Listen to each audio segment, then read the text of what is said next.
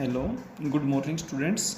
11th class में बेटा अपने पास एक्सरसाइज 9.2 रनिंग में है।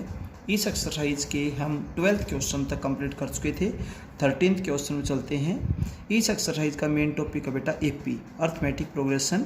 ये टॉपिक आप 10th क्लास में भी पढ़ चुके हैं। एपी में मेन रिजल्ट क्या है कि nth टर्म का फॉर्मूला बेटा, जिसको आप जनरल टर्म बोलते हैं, तो जनरल टर्म का फॉर्मूला होता है a+n-1 इंटू डी। मेन ये रिजल्ट बस यूज़ हो रहा है, ये आप सभी को अच्छे से मालूम हो। क्लियर है। और एपी बनाने का जो रिजल्ट होता है, रूल होता है, वो होता है एपी बनाने का बेटा रूल होता है a+d, a+2d, a+3d एंड सोन। और लास्ट में जो nth टर्म होती है वो होती है a+n-1 इंटू डी। ये आपके पास एपी है। क्लियर है। और ये इसमें nth टर्म है। ध्यान से देखिए 13th क्वेश्चन में क्या बोलता है कि एक एपी की mth टर्म का m टाइम्स nth टर्म के n टाइम्स के इक्वल है। तो जब भी एपी का जिक्र आए तो उसमें फर्स्ट टर्म और कॉमन डिफरेंस का यूज होगा। तो सबसे पहले आप लिखेंगे let a be the first term and d be the common difference in AP. अब ये क्लियर दिया हुआ है mth टर्म का m times is equal to nth term का n टाइम्स।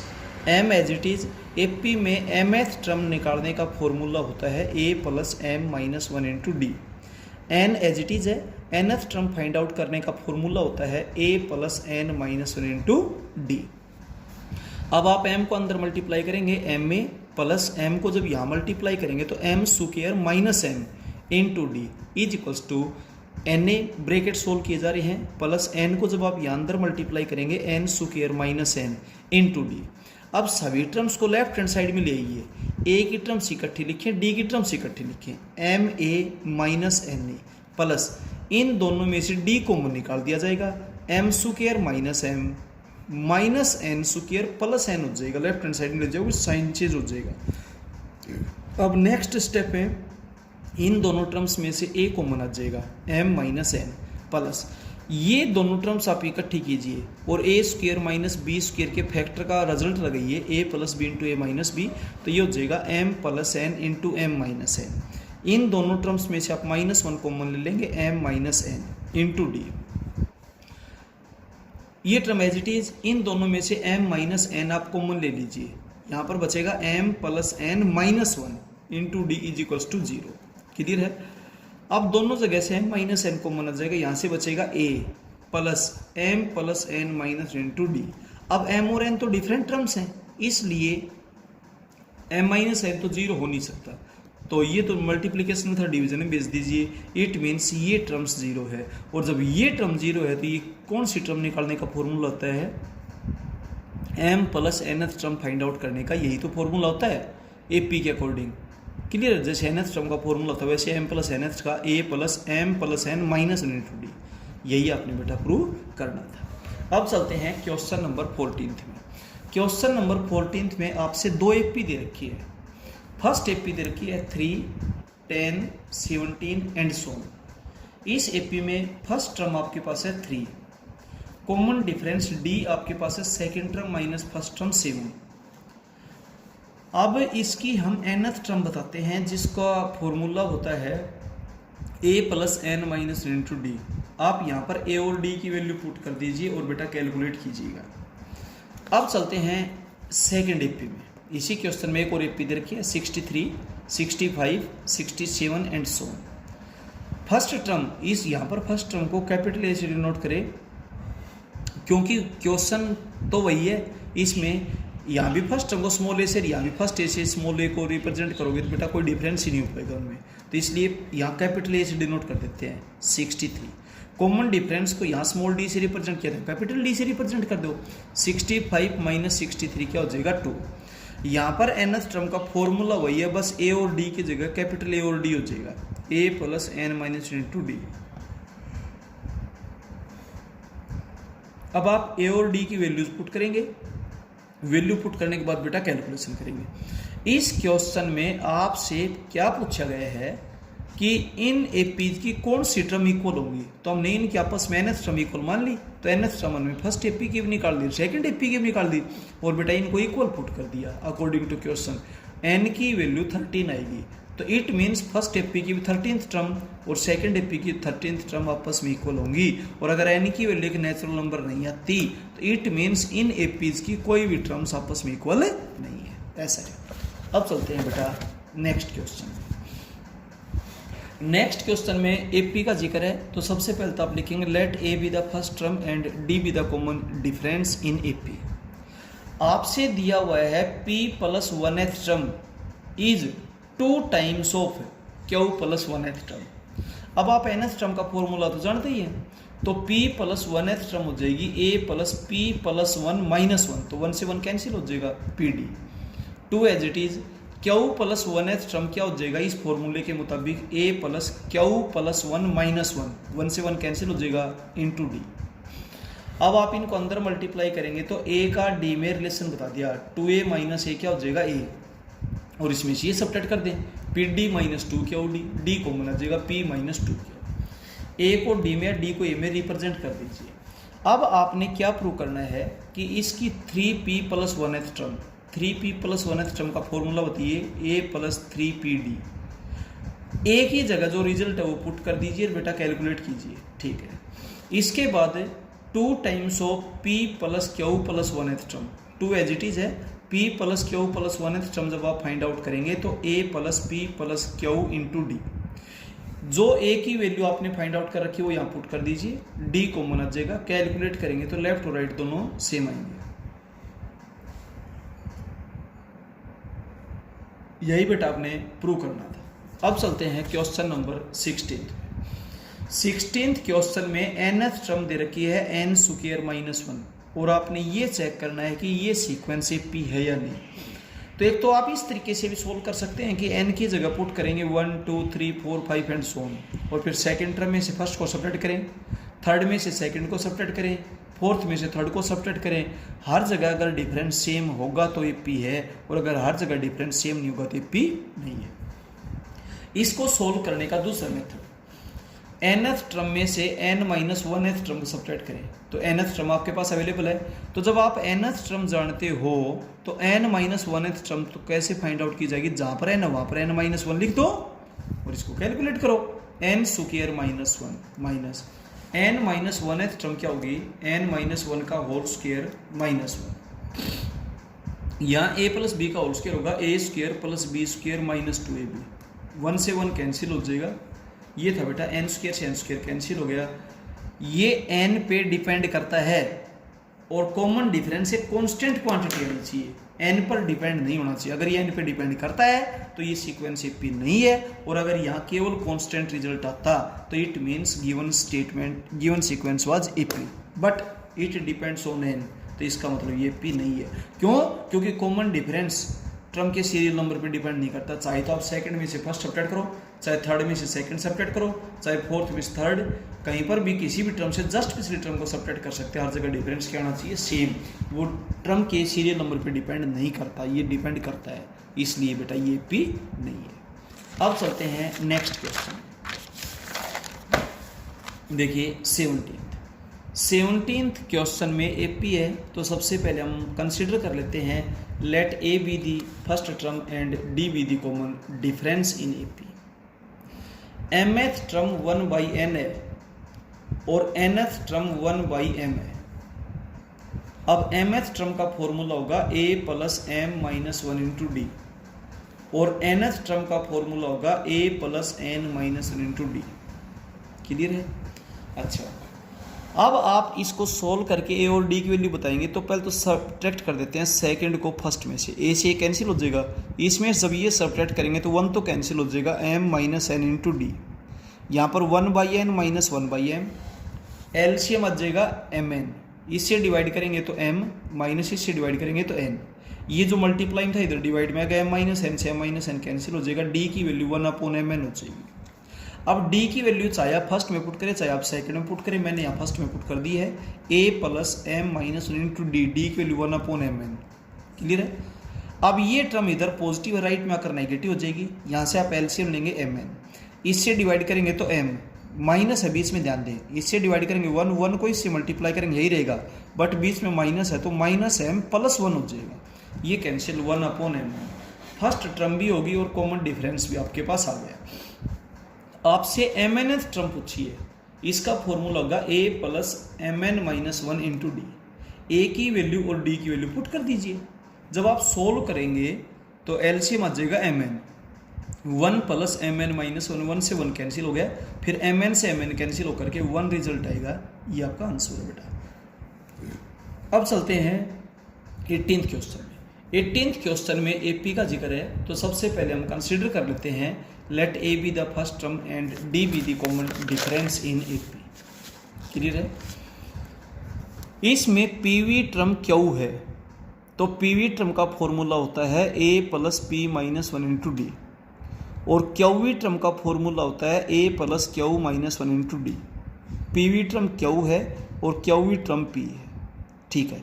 अब इन दोनों को हम सोल्व करते हैं, तो फर्स्ट में से सेकंड को सब्ट्रैक्ट करेंगे, a तो कैंसिल हो जाएगा, p minus q into d is equals to q minus p. मैं यहाँ से माइनस कॉमन ले लेता हूँ, इधर भी p माइनस क्यू, इधर भी p माइनस क्यू, तो इस तरीके से d की वैल्यू -1 आ जाएगी। d की वैल्यू -1 आप चाहे नंबर फर्स्ट में पुट करें चाहे नंबर सेकंड में पुट करें, आपके पास a की वैल्यू आ जाएगी। क्लियर है? अब आपसे rth टर्म पूछी गई है, और rth टर्म का फॉर्मूला होता है a plus r-1 into D. a की जगह a की वैल्यू और d की जगह d की वैल्यू पुट कीजिएगा, और बेटा कैलकुलेट करें आप इसको, तो इस 1 से तो ये 1 कैंसिल हो जाएगा, जो बचेगा वही आपका रिजल्ट है। अब चलते हैं क्वेश्चन नंबर 19 में। क्वेश्चन नंबर 19 में क्या बोलता है कि a B c 3 number AP में हैं, और फर्स्ट पार्ट में ये पूछा गया कि आप चेक करो b प्लस सी प्लस ए प्लस बी एपी में। कोई भी 3 नंबर एपी में कब होते हैं? जब कॉमन डिफरेंस सेम हो, तो सेकंड में से फर्स्ट को सब्ट्रैक्ट कर दे, थर्ड में से सेकंड को सब्ट्रैक्ट कर दे, ठीक है। यहाँ पर जब आप सोल्व करेंगे तो आपके पास c से c कैंसिल हो जाएगी, a माइनस बी बचेगा।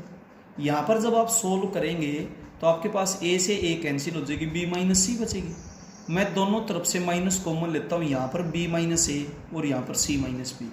ये रिजल्ट कब होता है? जब ए बी सी एपी में होते हैं, क्योंकि जब ए बी सी एपी में होते हैं b minus a is equal to c minus b, ऐसा ही होता है। तो जब एपी में होने से ऐसा होता है, तो ऐसा होने से एपी में हो गए। तो ये जो रिजल्ट आया ये तो हमें दिया हुआ ही है, तो ये रिजल्ट कब आया? जब आपने इन नंबर्स को एपी में लिया। इसका मतलब जो आप लेकर चले हो बिल्कुल सही है। इस तरीके से बेटा इन क्वेश्चंस को हम प्रूव करेंगे। इसके बाद सेकंड पार्ट, ये 3 नंबर्स आपने एपी में चेक करने हैं, तो 3 नंबर्स एपी में कब होंगे? जब कॉमन डिफरेंस सेम होगा। तो सेकंड टर्म में से फर्स्ट टर्म को सब्ट्रैक्ट कर दीजिए, और थर्ड में से आप सेकंड को सब्ट्रैक्ट कर दीजिए, ठीक है। अब आप लेंगे दोनों तरफ एलसीएम। एलसीएम बेटा लेफ्ट हैंड साइड में root c plus root a into root b plus root c आएगा, राइट में LCM root a plus root b into root c plus root a आएगा। Root c plus root a से root c plus root a cancel हो जाएगा।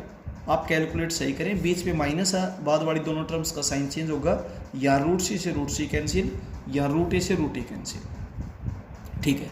अब जो बचा वो ये बचेगा। अब बेटा आप करते हैं क्रॉस मल्टीप्लीकेशन, आगे लिखा हुआ है क्रॉस मल्टीप्लाई जब करेंगे तो b minus a is equal to c minus b आया। ऐसा कब होता है? जब ए बी सी एपी में होते हैं, क्योंकि ए बी सी एपी में होते हैं तो ऐसा होता है, तो ऐसा होता है ए बी सी एपी में। तो ये रिजल्ट तो दिया हुआ है, तो ये रिजल्ट कब आया?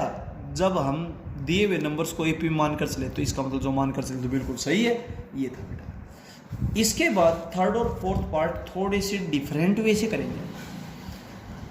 b प्लस सी का whole square minus a square, c plus a का whole square minus b square, a plus b का whole square minus c square are in AP. ये नंबर से एपी में ऐसा आपने प्रूव करना है। यहाँ पर मैं a square minus b square के अकॉर्डिंग फैक्टर करता हूँ। B plus c minus a, b plus c plus a, c plus a minus b, c plus A plus B, A plus b plus c, A plus B minus C. A square minus b square के फॉर्मूले लगाएं factor करने के। इस question में ए square minus b square के factor का formula होता है ए minus B into A plus B. ये फॉर्मूला अप्लाई किया गया है। ये रिजल्ट्स तो याद होनी चाहिए बेटा। अब हर जगह मैंने ए प्लस बी प्लस सी से डिवाइड कर दिया। इस टर्म में भी ए प्लस बी प्लस सी से डिवाइड कर दिया, इसमें भी डिवाइड कर दिया, इसमें भी। क्योंकि ये एक प्रॉपर्टी लिखवाई गई थी, अगर कोई सीक्वेंस एपी है और आप हर टर्म को सेम नंबर से डिवाइड करेंगे तो सीक्वेंस एपी ही रहेगी, dividing by a plus b plus c to this term, हर टर्म को a plus b plus c से डिवाइड कर दिया। अब हर जगह a plus b plus c separate कर दिया, क्यों कर दिया उसका कारण आपको नेक्स्ट स्टेप में क्लियर दिखाई देगा, फर्स्ट में भी, सेकंड में भी, थर्ड में भी। और ये प्रॉपर्टी होती है कि हर टर्म से अगर सेम नंबर को सबट्रैक्ट करें या सेम नंबर ऐड करें या सेम नंबर से मल्टीप्लाई करें या सेम नंबर से डिवाइड करें तो रिजल्टिंग सीक्वेंस भी एपी ही रहेगी। ये प्रॉपर्टी आपसे बताई गई थी। तो आपके पास आएगा -2a -2b -2c are in AP. आप हर जगह -2 से डिवाइड कर दें, जब -2 से आप डिवाइड करेंगे तो a b c are in AP, ये दिया हुआ है। तो ये रिजल्ट आपका आया सही कब, जब आप इनको एपी में मान कर चले थे। इट मीन्स ये गिवन नंबर्स है, ये भी किसमें है, एपी में। तो बेटा यहाँ पर प्रॉपर्टी यूज की गई है, अगर कोई भी नंबर्स एपी में है 3 या 3 से ज़्यादा, तो हर टर्म में सेम नंबर ऐड करें, हर टर्म में सेम नंबर सबट्रैक्ट करें, हर टर्म को सेम नंबर से मल्टीप्लाई करें या हर टर्म को सेम नंबर से डिवाइड करें, तो बेटा resulting sequence will also an AP. Clear है। अब चलते हैं बेटा इसके फोर्थ पार्ट में। फोर्थ पार्ट में ये दिया है a into b plus c upon b c, b into c plus A upon C A, C into A plus B upon A B are in A P. ये 3 number AP में है। सबसे पहले आप ब्रैकेट सोल्व कीजिए, are in A P. अब हर जगह 1 ऐड कर दें, यहाँ भी 1 ऐड करें, यहाँ भी 1 ऐड करें, यहाँ भी 1 ऐड करें, ये पी में हो गई। ठीक है, क्योंकि जब अगर ये तीनों एपी में है तो हर जगह सेम नंबर ऐड करने से कोई फर्क नहीं पड़ेगा, एपी ही रहेगी। सीक्वेंस तो चेंज होगी बट रहेगी एपी। अब हर जगह एलसीएम ले लिया गया। एलसीएम लेने के बाद देखिए हर जगह न्यूमरेटर में a b plus b c plus c a, तो हर टर्म को a b plus b c plus c a से डिवाइड कर दिया, ये आ गया। अब हर जगह ए बी सी से मल्टीप्लाई कर रहा हूँ, हर जगह ए बी सी से मल्टीप्लाई किया। क्यों किया, इन क्वेश्चंस के स्टेप बेटा थोड़े से नोटिस में रखिएगा। ये 2-3 क्वेश्चंस हैं, इनके स्टेप्स थोड़े से आप नोटिस में रखें, कोई दिक्कत नहीं आएगी। तो बेटा बी सी से बी सी कैंसिल हो गया, ए यहाँ पर ए सी से सी कैंसिल हो गया, बी ए बी से बी सी, तो A B C are in A P. जो रिजल्ट है वो दिया हुआ है। ये रिजल्ट कब आया, जब आप दिए हुए नंबर्स को ए पी में मान कर चले थे। तो इसका मतलब बेटा ये नंबर्स किसमें है, ए पी में। 20th क्वेश्चन के जो 2 पार्ट हैं दोनों बिल्कुल सेम ऐसे ही हैं, a square b square c square are in AP. अगर ये तीनों नंबर एपी में गिवन है तो हर जगह a b plus b c plus c a को ऐड कर दो, फर्स्ट टर्म में भी, सेकंड टर्म में भी, थर्ड टर्म में भी। अब इनमें से ए कॉमन ले लेंगे, ए प्लस बी, प्लस में सी कॉमन ले लेंगे, ए प्लस बी या बी प्लस से कुछ भी लिख सकते हैं। इसके बाद दूसरी जो टर्म है यहाँ पे बेटा कॉमा आएगा,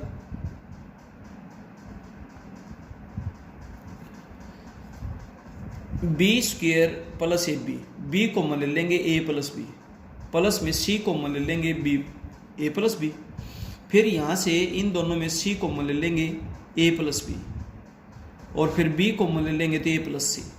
अब आप यहाँ पे ए प्लस बी कॉमन ले लेंगे तो इंटू में ए प्लस सी, यहाँ पर ए प्लस बी कॉमन ले लेंगे तो बी प्लस सी, यहाँ पर सी प्लस ए कॉमन ले लेंगे तो सी प्लस बी, ये पी में। अब ये तीनों टर्म्स एपी में है तो हर एक को मैं सेम नंबर से डिवाइड करूंगा तो भी एपी में रहेंगे। अब क्वेश्चन में एंट्री करने के लिए, वैसी टर्म बनाने के लिए बेटा हर टर्म को a plus b into b plus c into c plus a से डिवाइड कर दें, फर्स्ट टर्म को भी, सेकेंड टर्म को भी, थर्ड को भी। अब ये तो कैंसिल हो जाएगा, यहाँ पर बचेगा 1 अपॉन बी प्लस सी, यहाँ बचेगा 1 अपॉन सी प्लस ए, यहाँ बचेगा 1 upon A plus B are in A P. यही आपने प्रूव करना था। आप इसी के सेकंड पार्ट का प्रोसेस यहीं से चला देते हैं, यहीं से चला देते हैं। हर एक टर्म को a plus b plus c से मल्टीप्लाई कर दो, फर्स्ट टर्म को भी, सेकंड टर्म को भी, थर्ड टर्म को भी। फिर बी प्लस सी के बटे में अलग लिखो, ए के बटे में अलग लिखो, सी प्लस ए के बटे में अलग लिखो, बी के बटे में अलग लिखो। इनको ए प्लस बी के बटे में तो अलग लिखो और सी के बटे में अलग लिखो। फिर हर टर्म में से 1 को सब्ट्रैक्ट कर दीजिए, जो रिजल्ट आएगा वही बेटा आपके पास एपी है। ऐसा ही आपने प्रूव करना था। इस तरीके से बेटा इस एक्सरसाइज के 20th क्वेश्चन तक कंप्लीट होते हैं। आगे के क्वेश्चंस आपको नेक्स्ट वीडियो में करवाए जाएंगे। इन क्वेश्चंस को बहुत साफ और सुंदर तरीके से करें। किसी टाइप की अगर कोई प्रॉब्लम महसूस होती है बेटा डिस्कस करें। Okay, thank you.